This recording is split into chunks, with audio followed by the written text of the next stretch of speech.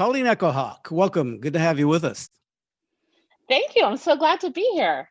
Well, tell us why you want to be Seattle's next mayor. Why would you want this job, which has got to be one of the toughest jobs there is right now? It is going to be a hard job. I've been doing hard things for quite a while now. Working in homelessness and housing, and doing the best that we can for our homeless relatives that are out there. And I want to become mayor of the city so that I can help support them and also support our whole city. Everyone who lives here, I think, deserves for there to be clear and decisive leadership pushing us forward as we round this corner of COVID recovery. I believe that we have a once in a generational opportunity to change the city so that it works for everyone. So this is a city that is focused on making sure that our essential workers can live in this region, to make sure that our homeless community is housed, to make sure that we have great public safety and that we have parks that work for everyone. So I'm really excited about this opportunity to take some of my skills from a managerial positions as an executive director of a thriving nonprofit and move it into the mayor's office. Finally, I'll say I just love this city. I think that if I am going to be of service in this community, I should serve, and I should think about doing that at the mayor's office and make sure that we have a city that thrives for everyone. You're the first indigenous person that I know of that has decided to run for Seattle mayor. Yeah. You are the executive director of the Chief Seattle Club, Hmm. which really serves the indigenous community. But it really also is pretty broad in what you do as well. What does that mean as far Mm, as you're wanting to be the mayor? Does that yeah. does that mean something as well? It does. I have a little girl. Well, she's older now, but when she was little, I remember her saying, "Mom, I want to be the leader who's in charge of all the other leaders," and which is a great statement for a kid to make. But I always think that she should be like the president of this country. And I think that if I can show her that she belongs in City Hall, if I can show her that she belongs in our Congress or as a senator or as president of the United States, then I should push that forward because there are not a lot of Native people or Indigenous community members who are mayors of major cities. We have San Diego, where someone was just elected, but I would be the first Native woman who was elected as a mayor of a major city. So I think it's important for our young women, young women of color, young Indigenous women to see me make this effort to try to get elected and to work really hard to show a different kind of leadership. I think that the status quo has been failing our city, and we have to do better. And I think I will bring a new and fresh lens to that role. It's interesting that there have been some women of color that have been in important positions in the Hmm. city, and Hmm. they haven't fared so well.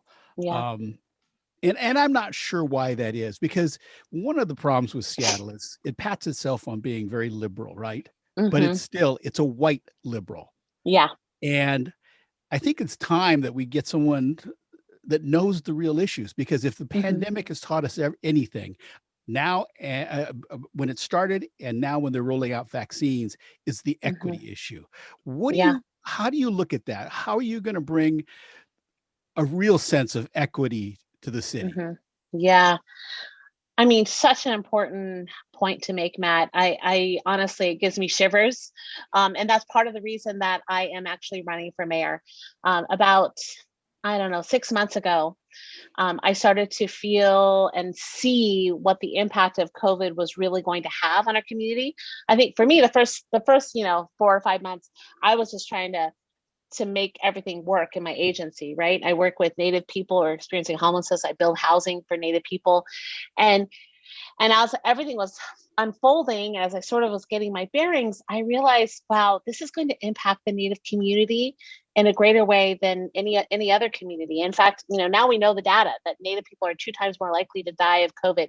We know that our Black community, our Latinx community also have high rates of death of COVID. We also know that our access to the vaccine in the very recent, couple of days, we have seen that our folks are not getting access to the vaccine in a way that is truly, truly equitable. And so that was part of the reason I decided to jump into this race, was a reaction to the inequities that have been plaguing us for a long time. Because you're right, we have been a progressive city, but we haven't lived out those progressive values. We just haven't. And we have to do better. We have to do more. Our communities demand for us to do more because they are hurting and dying. And so we have to figure out a way. And if I can bring that lens of real life experience of what it's like to see and work with someone who's experiencing homelessness and help solve their crisis of homelessness, and to be building housing and to providing equitable access to the COVID vaccine, then I should do it. Then I should jump in. Have you ever, I'm sorry, go ahead, Matt. Looking at the situation through your cultural lens, Mm-hmm. I mean, it's going to be different than any other culture. What's unique about it that you think is going to be able to bring and sort of heal the city? Yeah. Oh my gosh, what a great question. Well, I don't want to be too presumptuous and say that, I have, I don't want to be like, I'm coming in as like the healer. But I do know that the Native community has gone through tremendous amounts of pain, has gone through pandemics like we're experiencing now. And in fact, one of the lenses I've had throughout this pandemic is in February, I went back to Mintasa Lake Village, where I'm very fortunate to have family and belong there. And we were there for a funeral. And one of the grandmas got up and she looked around the room and she said, "Oh, I'm so glad to see so many people in this room." There's about 200 and 250-ish people there. She goes, "Because I can remember when we had our potlatch funerals, there would only be 30 or 40 people. And that was because of the 1918 Spanish flu that wiped out many, many people in our little cluster of villages." And so I heard those words from that elder, and then I came back to Seattle and was immediately thrown into, responding to the pandemic. And so I think when I think about where we're headed as a city, we do need leadership that has experienced the pain, experienced the hardships of where we're of what's happened and what has happened historically for me and my community. We've experienced a lot of trauma, but we've also experienced tremendous resilience. And so when we think about COVID-19, we need to have leadership that is resilient, that is proven resilient, and that is also scrappy. I know that for me at the Chief Seattle Club, when I started our work there, we were under like $500,000 a year in our budget. Now we have a very robust budget of over $7 million. We have over $80,000 of construction projects that are happening that I've been, managing this whole time. And we had to do that, and we had to be scrappy, and we had to work hard, and and it was hard work. People have said to me often, like, "Colleen, it's going to be so hard, becoming the mayor of Seattle." And I'm like, yeah, it will definitely be hard, but I've been doing hard things already with like hardly any power or influence. If I could be doing hard things at the 7th floor and have the power and influence to ensure that our communities are being heard, that there are community-led solutions, that there are equitable responses to the health crisis we're in right now, then I should do that. Before we delve into the issues and where you stand Sure. on certain things and how you're going to manage, if you know that so far, Uh-huh. where are you from? How did you get Sure. here? Yeah, great question. So I grew up in rural Alaska, in this little tiny town called Delta Junction, and I was super lucky enough to move in to next door. It was more like a quarter of a mile away, but in Alaska, that's close, to another Native family. And so we became family with them, and they are a Broughton Athabascan, and I've been formally adopted into that tribe. But my tribe that I'm an enrolled member of is the Pawnee Nation nation of Oklahoma. My dad had come to Alaska, actually via Seattle, came to Seattle and then to Alaska to work on the Trans-Alaska Pipeline. He met my mom, and that's the end of the story there. And then they had my mom had 2 kids, and then she had 6 more kids with my dad. And I'm the oldest of those kids. And so when I was 20, I followed my boyfriend, now my husband, out here to Seattle and fell in love with this place. My husband, Matt, is from Hawaii, from Oahu, and he's Japanese Okinawan. And we did spend a couple years in Hawaii trying to live out there, but it's just too expensive. And honestly, I was dying to come back to Seattle. When we moved to Hawaii, I was like just crying on the plane the whole time. The only person crying on the way to Hawaii. Because I love Seattle. I think we live in one of the most beautiful cities in the world, and I love our culture here. I love our people, and it's just my place. So I've been here for the past 20 years. Worked in as a teacher's aide at a high school called American Indian Heritage High School and Middle College. I worked at a little church for a while. I worked at Partnerships for Native Health, doing public health research, and then I worked at Chi Seattle Club. And I've been there now for almost 8 years. So that's a little bit. What do you tell people? I'm sure you get asked this. You're going to be asked this a lot. What then qualifies you then to run for mayor? Yeah, well, I think that this position, the mayoral issues right now are the issues that I've been working on for the past almost 10 years now. I have a proven track record in working with our homeless community. I've been building housing. I know what it takes to build truly affordable housing in our region. I've been working on police reform and police accountability for the past 4 years as a commissioner on the Seattle Community Police Commission, and have been working on that for alongside some really amazing people to have true accountability within our Seattle Police Department. And then more recently, just equitable recovery from COVID has been, top of mind for me, to be thinking about ways that we ensure that our relatives who've been hurting and suffering before COVID, that they are not suffering at greater rates after COVID. And that is a very real fear and a very real possibility if we do not take direct equitable action. And so those are some of the qualifications I think that are just those are some of the experiences and work that I've done that helps qualify me for becoming mayor.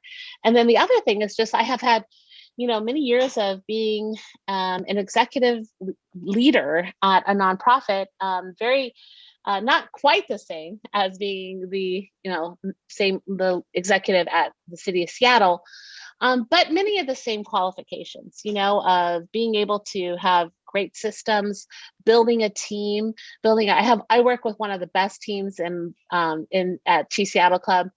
So I have a great track record of building those teams and letting them go to do their work, because we are going to have a huge amount of work ahead of us to really bring the city to a really awesome place after this pandemic. So those are just some of the qualifications that I think really make me perfect for this position at this time. How do you explain your position? I mean, what is your position when it comes to defunding the police vis-a-vis the city? Because I think, unfortunately, that's such a bad term. Yeah. That people have stuck on this city, especially. Yeah. Not the greatest slogan at all. No, it isn't. No. It isn't, because it doesn't mean what people think it means. Right. How do you explain that? How do you do a reset on that so we can really look at the nexus of homelessness and police enforcement and Black Lives Matter? That's going to come to a head again. Once we emerge from COVID, it'll come back probably even stronger. Yeah. Well, absolutely. And I think I was like the rest of the country when the George Floyd murder happened and we saw the protests in our streets. My heart hurt.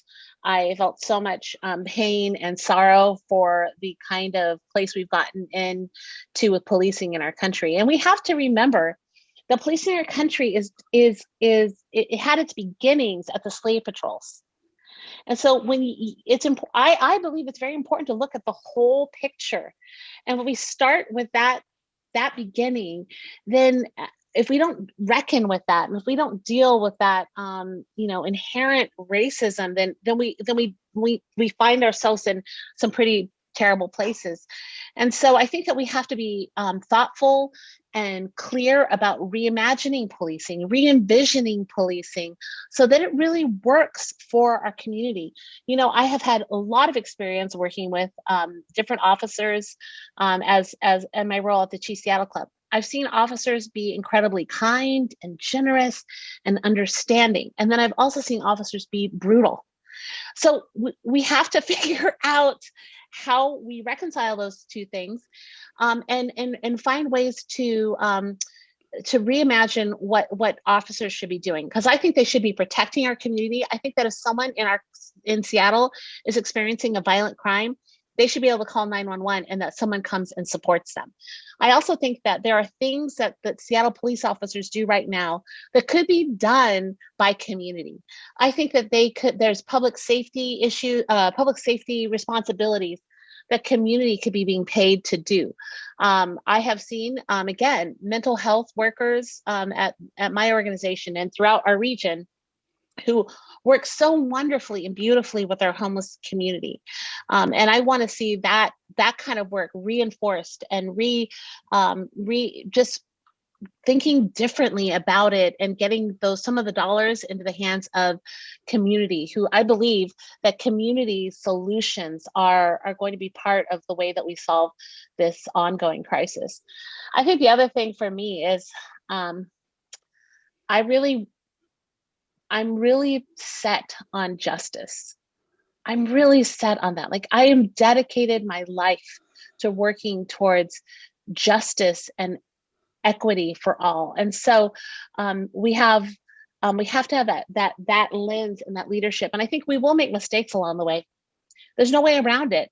We will make mistakes along the way as we work on reimagining policing, but we have to try, and we have to keep trying, and we have to keep trying until we find a place where we can feel incredibly safe in the city, and that brutality is not happening in the city, and that there's true accountability of our police department. What do you think of the current Seattle police chief, who's the interim right now, Adrian Diaz? Do you know him well? Would you be someone who would like to see him be the permanent chief? Yeah. I know Adrian. He is an amazing human.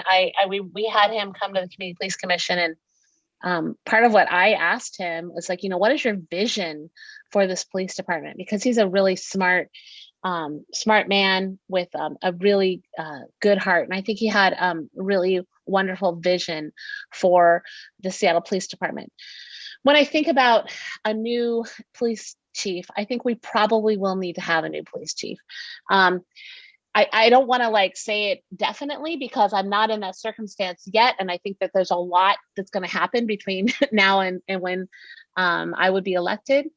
But I think that we need to have a chief of police who is going to be focused and dedicated to accountability, to transparency. And I want to make sure that we find that right person. So I'm gonna not say one way or another on that. I think that I really love Adrian, but I would want to do a search and see what comes up. I grew up in Central Washington on the Yakima Reservation. I have a lot of relatives on the other side of the mountains in Central and Eastern Washington. And when we talk about Seattle, not just them, but others that I talk to, even people over here, there is a very negative image of the city. And particularly since after the protests, everything that had happened here, but probably even before that, there was a sense that the city council particularly has gone so far to the left that it's kind of gone off the rails. What are your thoughts about that? Because you'd have to work with the city council, and you gotta, it's not just the mayor making the decisions here. Yeah. Where do you think? How would you work with the council? Do you think that they have gone too far to the left in some of the things that they've hmm been doing, particularly at policing. hmm Yeah. Well, I know and like all of our members on the Seattle City Council, and would like the opportunity to work with them. I would think I would have a really good working relationship with them, and I think we could get a lot of stuff done together. You know, that's going to be really important for this next mayoral administration. Excuse me, is that ability to get our work done, because our people are in Seattle need us to do it. And so that would be a priority for me to be working with City Council. To answer your question about, you know, what I think about how far they've gone to the left, I think it comes back to what I was saying again, is that we have some pretty amazing people on that council who are dedicated to justice. And when we're dedicated to justice, like there will be times when we make decisions that seem so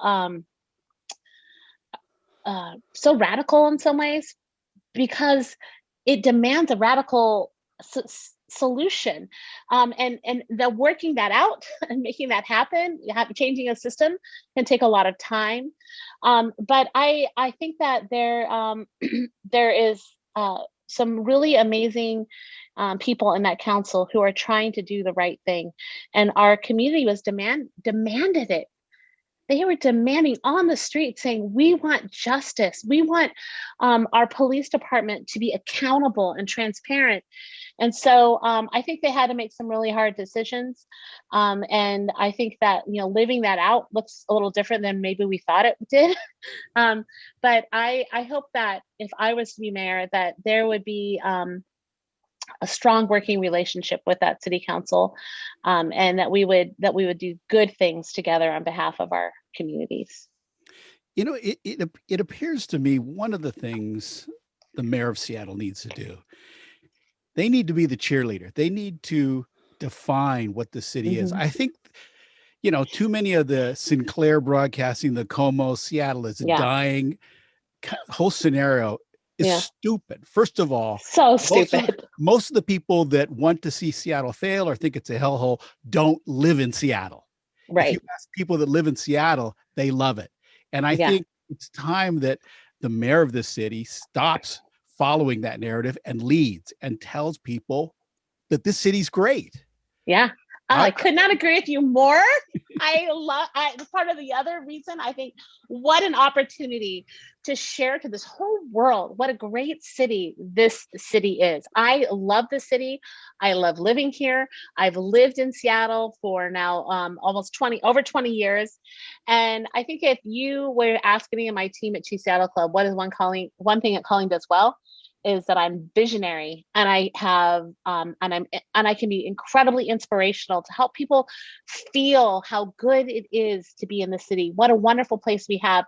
I have a tremendous vision for this being a wonderful place for tourism to thrive again. I think that we're going to have some opportunities as you know, people start being able to travel again.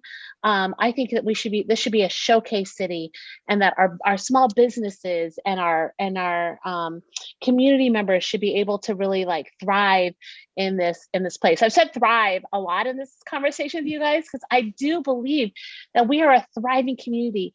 Can we do a little bit better about actually living out some of those progressive values? Yes. And that's the kind of leadership that I would be living out and encouraging and inspiring us to, having this vision where this is a city that for everyone to prosper.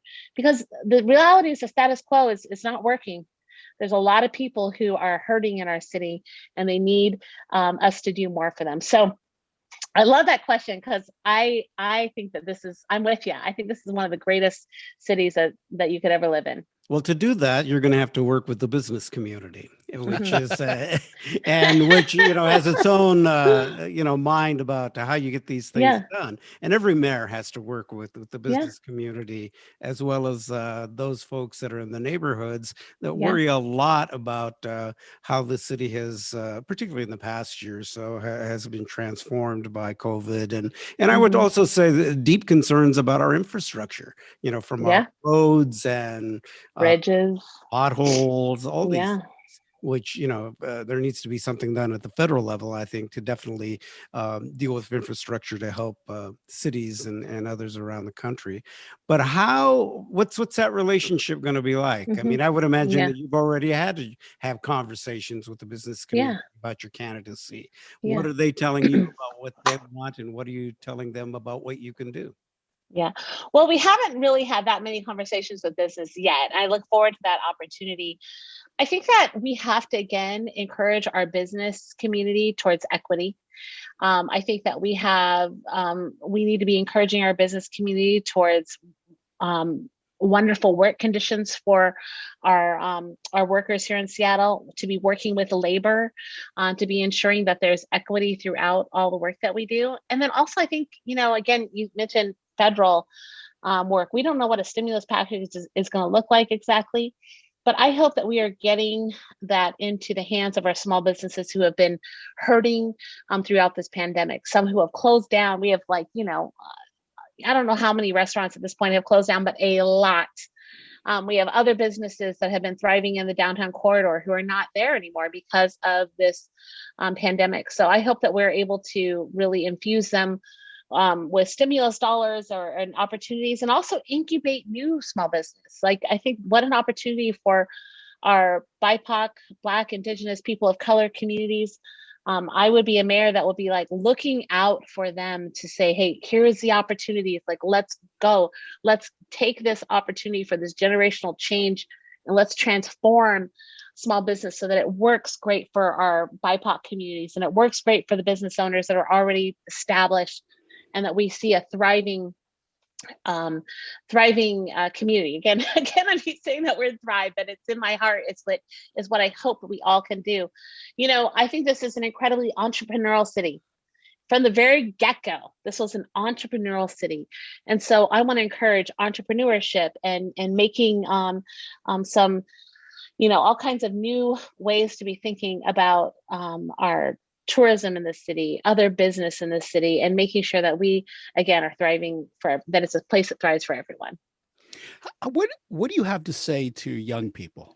Mm-hmm. I mean, I think in all of this, they've kind of been left out of the conversation. I mean, if the one thing I saw at the Black Lives Matters demonstration was the number of young people and white young people, because everybody assumes that a lot of the youth are coders and they work for all the high-tech companies and they have great jobs. That's not true. Not true. Most of the that generation has been left behind. And that's why they're out in the streets, because it was inequity, but it's also inequity they suffering under massive student debt. Yeah. They can't see themselves owning homes and stuff. How are you going to help them? How are you going to reach them so they know that they have someone on their side? I would be honored to work alongside our youth and to work alongside our young people. I can remember being a young person in this city myself.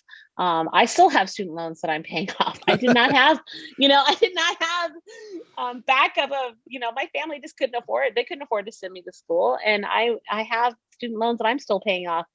I couldn't have bought a home in Seattle if it wasn't for my sister, who had graduated from law school and needed a place, to put some of her money. So we were all able to join forces and buy our home together. I could not afford to buy this house today if I was trying to buy a house, right? And so I think about, I have been a young person in the city. I'm 44 now, so not quite so young anymore. Oh, you're young. You're young. Oh, that's a mere child. Yes. Yeah. But I know what it's like to be a young person in this city, and I would want to hear the voice of our community. I want to ask for their innovation. I think we are going to need tremendous innovation as we head into a recovery from COVID. I would ask for their new ideas and for them to be helping lead the way through this recovery process. So it's a really great question, and one that I would love to just, I think I can imagine that, we're going to be setting up some town halls. I'd love to have a town hall that just discusses, the young people in the city and how we support them and how they can feel like they're very heard and listened to in our community. To me, the biggest issue for Seattle is still homelessness, Mm-hmm. and the fact that you cannot get around it here. Yeah. Uh, when, as I mentioned, I have relatives elsewhere in the state that come Mm-hmm. into town, or others that I know, and that's the first thing that they notice. The people Mm-hmm. sleeping under the bridges, the camps in the various places, the RVs that are parked on the street. We cannot seem to get a grasp on this. Yeah. What would be your plan? Mm-hmm. Well, the answer to homelessness is housing, right? Like we know this. We don't have enough affordable housing. And I know that there is tremendous I'm building affordable housing. I know how hard it is, but I have a friend in this world who says, it's not rocket science. So we need to be building more affordable housing. And I would like to see more affordable housing being led by the BIPOC community so that we have, Black led affordable housing, Latinx, more Native housing, because I think a cultural response to housing is also incredibly appropriate and will also help make sure that our folks stay in that housing. And that includes permanent supportive housing. But here's the thing. I think that we have to be really clear about the time it's going to take. You cannot build housing overnight. There is tremendous amounts of issues around building housing in Seattle. So part of what I would like to do is help tear down some of those issues, some of those barriers, from everything from permitting to zoning to community engagement. It's hard and it takes a lot of time. So we got to be clear about that we're looking at 5 to 7 to 8 years before we could build enough housing. And then in between time, what do? We have to do something. It is inhumane and it is just beyond belief that we have gotten into the situation. So if I were to be mayor, I would treat this like it was truly an emergency. I would be asking for our entire community to be supporting these efforts to get our homeless relatives inside. Some of the solutions I hope would come from the community. I want to be hearing from people, again, hearing the innovation from the young people, asking them what we can do in between time. Some of what my ideas would be is, one is hoteling. My good friend in this work, she says, Colleen, if you offer someone who's experiencing homelessness something better, they will go. 99.9% of the time, they will go. So we have seen through this pandemic that if we offer hotel rooms to some of our relatives who have out there been suffering in tents on our in our parks, or tents on the sidewalk, or sleeping outside, they will go, and they have thrived. There's been some problems, of course, there will be. That's that's just the reality of this work. There will be some problems, but the vast majority have done so well. If you had told me a year ago that there would be around 1,000 people in motel rooms right now in our region, I would be shocked. But I'm so happy. So that's just one way of innovation that we just didn't think was really possible a year ago. So there's a lot more of that to come. I think that the communication about how long it's going to take, about what the kind of innovation is in between time that we have to do, and make sure that our parks, our sidewalks, in front of business are not places where people are camping out. I think it's important for me. I believe in community responsibility. So we need to figure that piece out.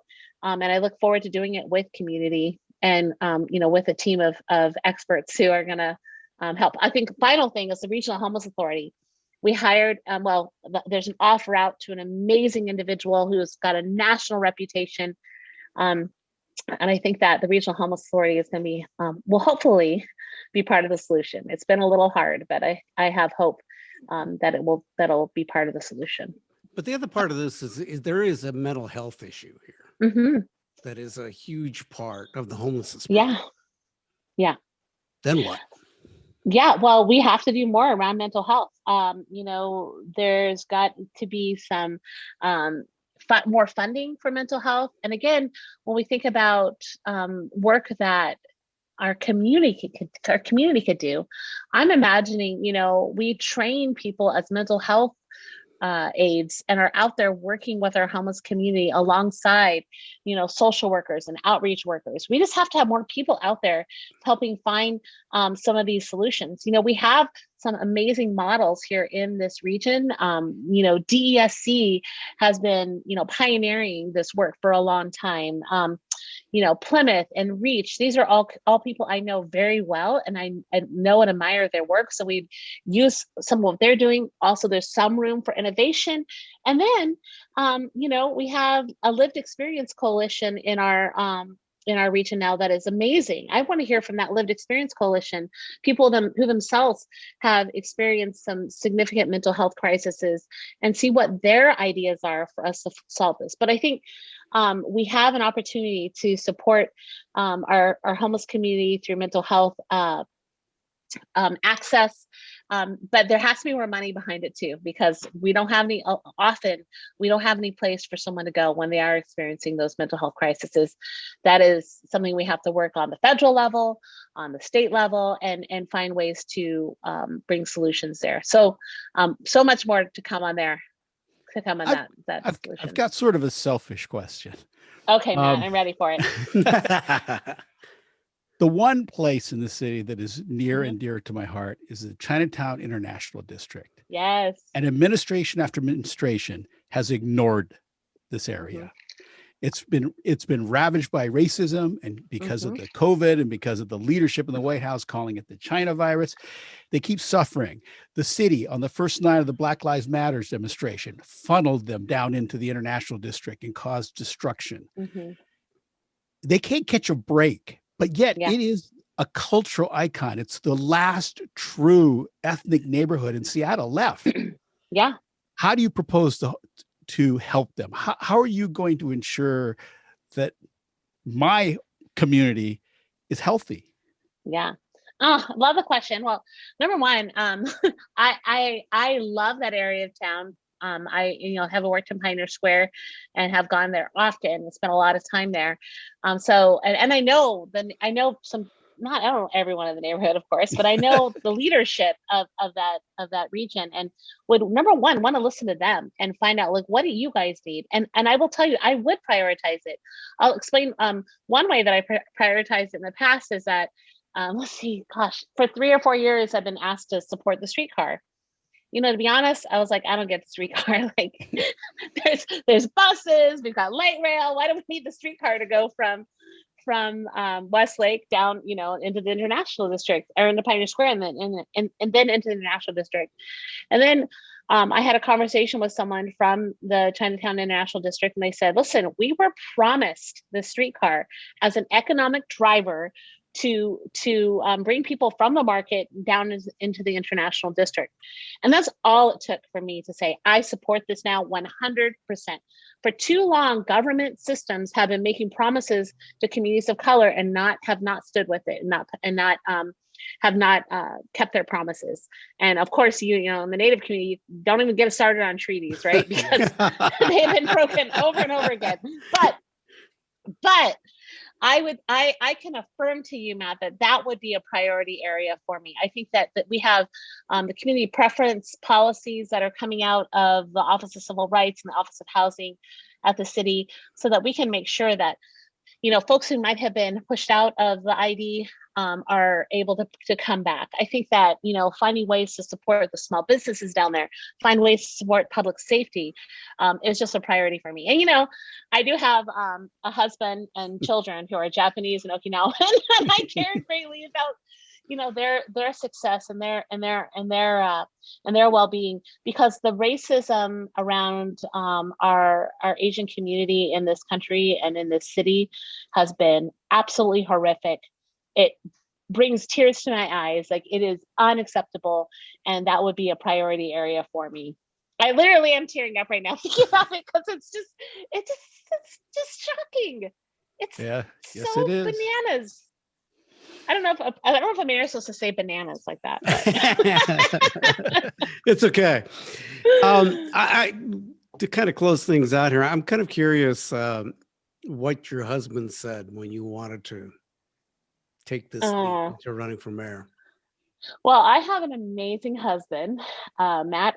Echohawk Hayashi. That's our married name together. And he absolutely encouraged me to do this. He said, Colleen, like, I will support you. I will back you up. And you have the skills for what we need in the city for right now. He has continually said that to me throughout this process. It's just been so encouraging because, getting a campaign started is, really hard. I also have my day job. And so there's been moments where I'm like, oh my God, this is crazy. And he's like, you have the right skills for right now. We got your back. We're here to support you. And my whole family has been, my, I have two siblings that have been, a key part of the campaign so far, and I continue to want to work on it with me. And I'm just really lucky to have a family that is just backing me up 100%. My kids are behind it. They're kind of like, this is, my son literally said to me this morning, he's like, it's so weird that you're running for mayor.